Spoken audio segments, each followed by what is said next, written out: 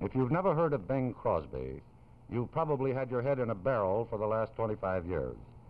For one thing, the next voice you hear has probably been heard by more people than the voice of any other person in history. Bing lives in this 22-room house in the Holmby Hills section of Beverly Hills, just up the hill a piece from Lauren Bacall and Humphrey Bogart, whom we visited a few months ago. Bing doesn't always live here. Sometimes he's at his home up the California coast at Pebble Beach. Sometimes he's up at his Nevada ranch. Sometimes he's on a golf course. But when he's working, this is home. Evening, Bing. Hello, Ed. How are you? Fine. What are you doing? Just killing a little time, waiting for you to cut in here and get to work. Well, we've had a little bad luck on person to person with this business of billiard shots, pool shots. Arthur Godfrey tried one, and Groucho Marx tried one, and they both missed.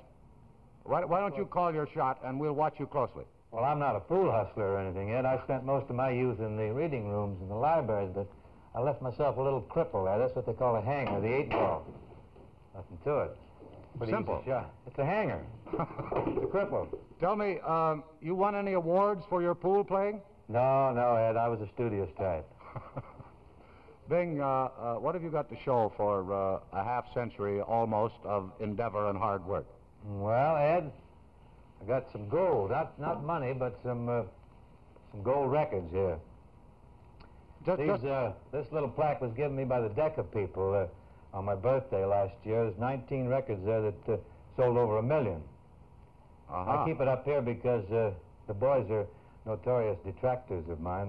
They like the newer singers, the Johnny Rays and the Frankie Lanes and Tony Bennett's, the boys like that. So I keep it up there to constantly remind them this is their room, that their old man sold a few platters in his time, too. You can see White Christmas there. I'm dreaming of a white Christmas. That was, I think that was 9,000. And then Silent Night, Holy Night. And do you still remember all the titles and tunes? What? Do you still remember all the titles and tunes? I remember the titles, Ed, but I couldn't tell you all the lyrics.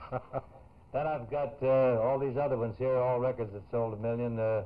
Now is the Hour, and Tooralooraloora, and Sunday, Monday, and Always, and Oh, the bells, they ring in the McNamara's band. You probably remember that. I do one. indeed. And Sweet Leilani, and I can't begin to tell you how wonderful you are. Oh, there's a lot of them there, Eddie, that sold pretty good. And the Decca people, as I say, gave me that for my birthday. I think it's very nice of them to remember me in that fashion. It certainly was. I remember listening to those records in some curious places during the war. Overseas? Yeah. Yeah? Did you ever hear Galway Bay over there? If I ever go across the sea to Ireland, and maybe someday I'm bound to go. That was a good one. Yeah. Of course, these are the more ancient vintage, Ed. You can't blame the kids for not recalling these, I guess. Uh-huh. But us old gaffers like to live in the past, huh? Yeah, we do. Well, Bing, you did the show. I'll do the commercial. Oh, no one has ever sold as many records as Bing Crosby. About 125 million. And no singer in history has ever made 19 discs that sold over 1 million copies each. End of commercial. Thank you, Ed. You've been sweet. Bing, tell me this. Who's your toughest critic? Well, there's 4 of them, Ed. I got a picture of them over here if you want to case it. These fellas here, they look rather benign there, but they can be serious and very severe critics. To hear them tell it, they never hear a record of mine anymore. But I know that it's just a form of needling. They like to kind of sink the old needle into pappy. I guess they listen occasionally. They tell me they like the younger type stuff. They like the chabooms and the oop-shoops and all that stuff. I don't know just which ones are their favorites. Well, don't they ever give the old man any aid and comfort and praise his voice? Well, yes, they don't behave, actually, Ed, any worse than any other 4 normal, healthy boys would behave. In fact, I got one of them planted in here. I got him stashed away. This is Lindsay, Ed. This is the youngest boy. Just happened to catch him hard at work at the books. Good evening, Lenny. How are you, Mr. Murrow? How are you? Pretty good, sir. Thank you. Tell me, let's level with each other now. Does your dad cause you many problems? Well, considering the trouble I think we give him, I think we get along pretty good. You think it's about a draw? Well, we have our little beats, though, don't we? Think I give you as much trouble as you give me? I think a little more. Get the sleeves rolled up tonight. Are you going to flex a little? Oh, biceps. Give me just a little light, Mr. Universe treatment. The seagulls. Seriously, Bing, is it tough bringing up the boys all by yourself? Well, yes, they have numerous problems. Sometimes I get so I hate to hear the phone ring. You don't know what's going to be the latest explosion or from what point. I got one up at Washington State where you went to school, Ed. Yes. Remember Brick Graham up there? Oh, sure. He's my listening post up there. He tells me what's happening to that chap. And I got another at Stanford and one at Loyola, and then I got Small Fry here. He's at Loyola High. But they don't give me too much trouble. I got to knock them back in the corner once in a while. And then they'd come out of the corner and knock me in the other corner. Well, Lenny, I suppose all your pals root for the Pittsburgh Pirates just because your dad has a financial interest in them. Is that right? Well, we kind of hope, but there's one guy, Danny Topping, whose father has a small, interest in the Yankees, and Danny Topping Jr.? Right, he gives me quite a time. Well, he's had a good team for years, but we'll get there yet, won't we? If we ever do, we'll give him the needles right back. Bing, where's the relaxing department in your home? Well, most of it's downstairs, Ed. You want to take a little trundle down there? Yeah, sure. Come along. This old house once rang with laughter. This old house once felt so gay. Bing, I don't see any trophies around in the hall there. Where do you keep them? Oh, it'd be a little hammy to keep them around here, Ed. I got most of them up at Pebble Beach. That's a country place, and it's a little more suitable for trophies. I don't have too many, but those I have are up there. Here's a thing, though, that I think might interest you, Ed, and possibly it'd be some interest to the TV audience. This cabinet contains a lot of Copenhagen china. Dixie collected this all her life. It was something we always gave her for her birthday or for anniversaries or on Christmas, and from her friends and from her family, she always got this type of china.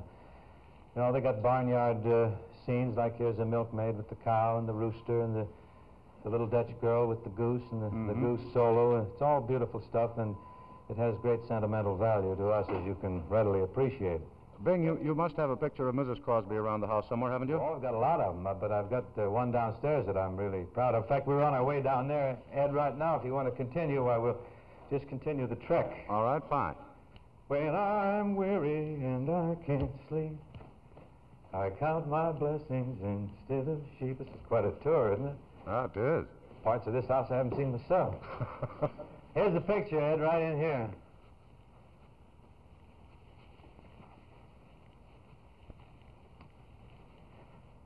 This picture, Ed, was taken on my birthday 2 years ago, and it was taken by me with a Rolleiflex. I got the group posed in there, Dixie and the boys and the two dogs, Topsy and Cindy, and then I set the Rolleiflex on a time exposure and then ducked back in, and it snapped, so it's really a self-portrait. I feel very proud of that. In fact, the only good picture I ever took, and I treasure it, as you can well imagine.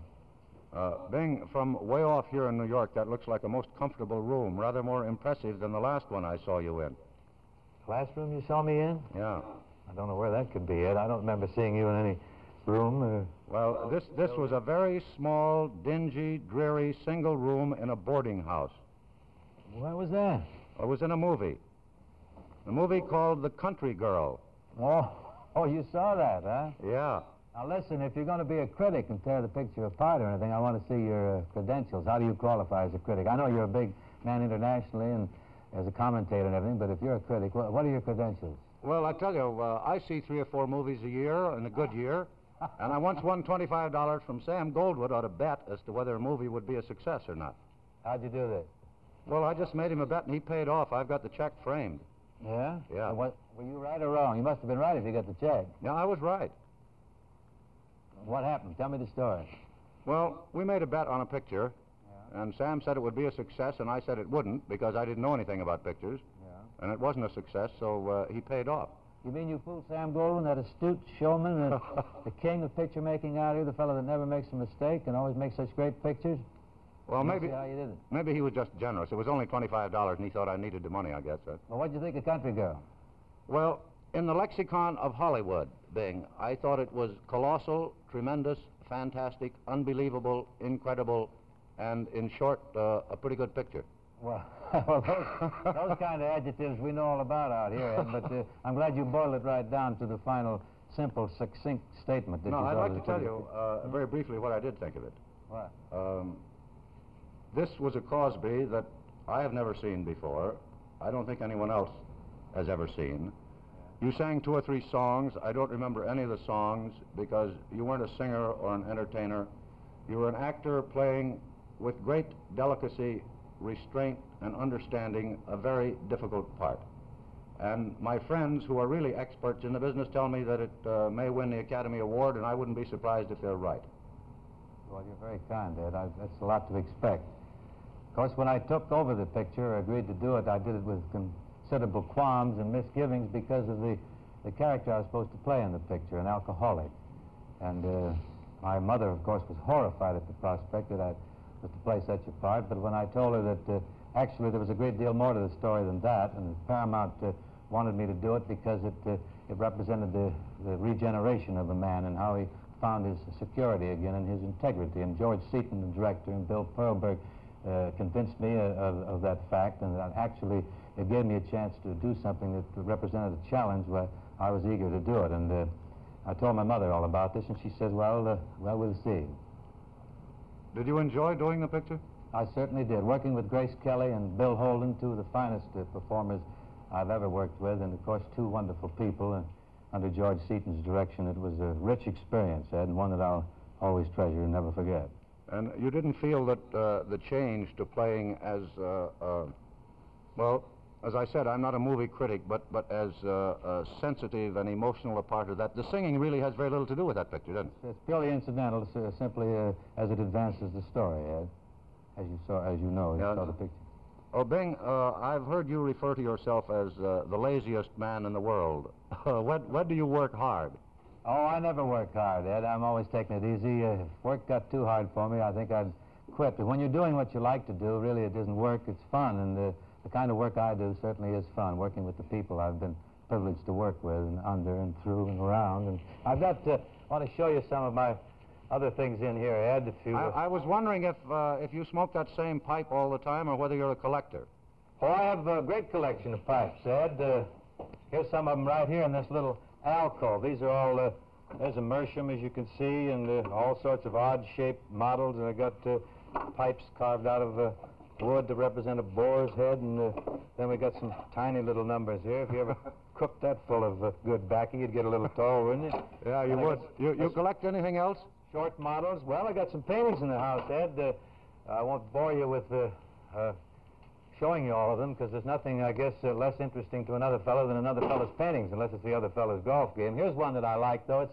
It's by a Western artist called Hanson. It's a watercolor, and I like it because it's typical of scene up in Nevada near the ranch, and the rim rocks that are typical of the country around there. Represents a fella running some wild horses, and that's a scene you see a lot up in Nevada, up where I have the ranch. I think it's a beautiful painting. It's a watercolor, and one that I'm very fond of. Looks almost like a Remington from this distance. Doesn't it? Yeah, or a Russell. Yeah. He's got a good, caught that horse in action very well, I think.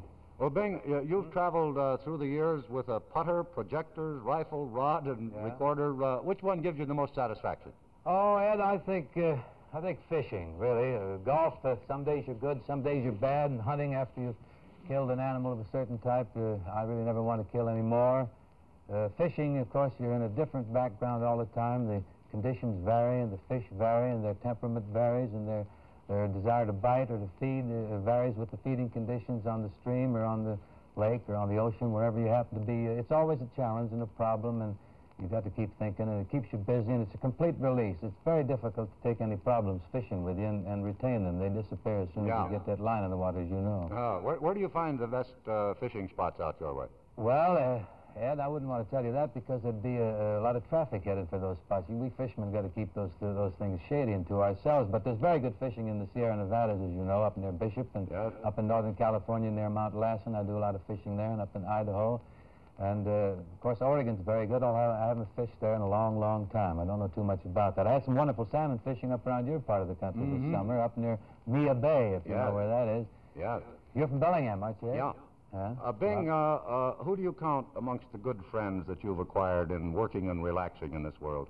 Well, I have a lot of people that I'm fond of. I don't know if they're fond of me or not, but I certainly consider them friends or call them friends. Gary Cooper and Bob Hope and Fred McMurray and Phil Harris and Dean Martin and, of course, the first group are more my own age. Dean is a callow youth, but he's a good buddy of mine. And any number of friends in show business here. And then, of course, Mr. Paley's a very dear friend of mine. I think a lot of him for all he did for me. He really got me started. Then I have friends in Spokane where I go every year, and in Seattle and back east. And I really think that I'm very fortunate in having a wide circle of good friends. Well, Bing, thanks very much for letting us come and visit you tonight. Wait a minute now. You're not going to get away. I got something else I want to show you here. All right. Don't take off. This is really my pride and joy.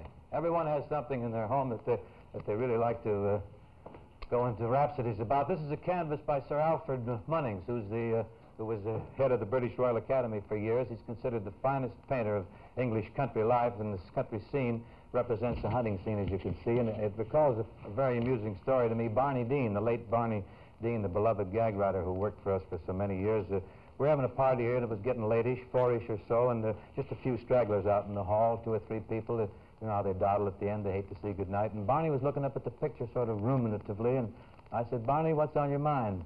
Barney was from New York, Brooklyn, never left the pavement, been off the bricks in his life, and he looked at the picture and he said, "How come we never do this no more?" But, Ed, I know you're in a hurry. You got a time factor back there that you're fighting all the time. You fellas on television, so I want to say good night to you. Good night, Bing. Show you the porte cochere. Good night, Good Bing. night, Ed. Thanks very much indeed. You're very nice. Thanks a lot, and good luck. Thank you a million, Ed. Good night, Bing. Good night.